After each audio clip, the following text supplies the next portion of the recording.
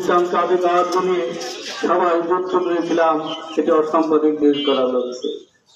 কিন্তু স্বাধীনতার প্রায় 55টি বছর কেটে গেল, আমরা সেই অসৎ চেতনার অসাম্প্রদায়িক অনুভূতির একটি স্বাধীন বাংলাদেশ এখনো দেখতে পাইনি। সাম্প্রদায়িক বীজ বাস্তব বারবার আমাদের সনাতন ধর্ম আঘাত করেছে।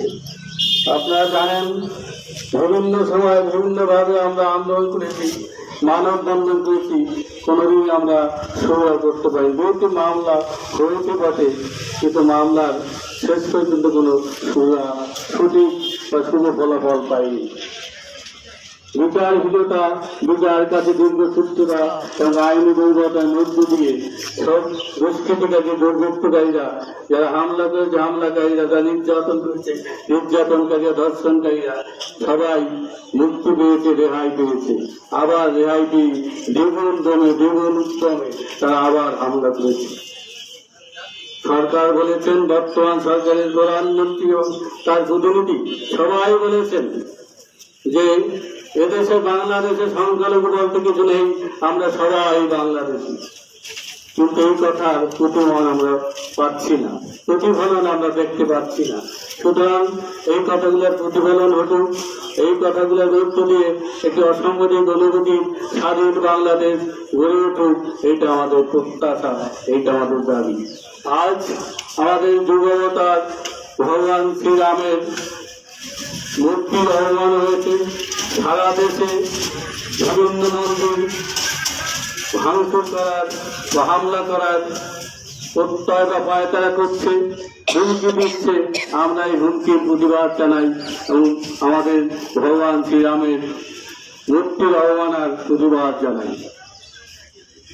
আমাদের তো বলে গেছেন ইসলাম শান্তির ধর্ম, আমরা বিশ্বাস করি এবং যোগ যোগ করে সেটাই আমরা আত্মস্থ করে যাচ্ছি, ইসলাম শান্তির ধর্ম।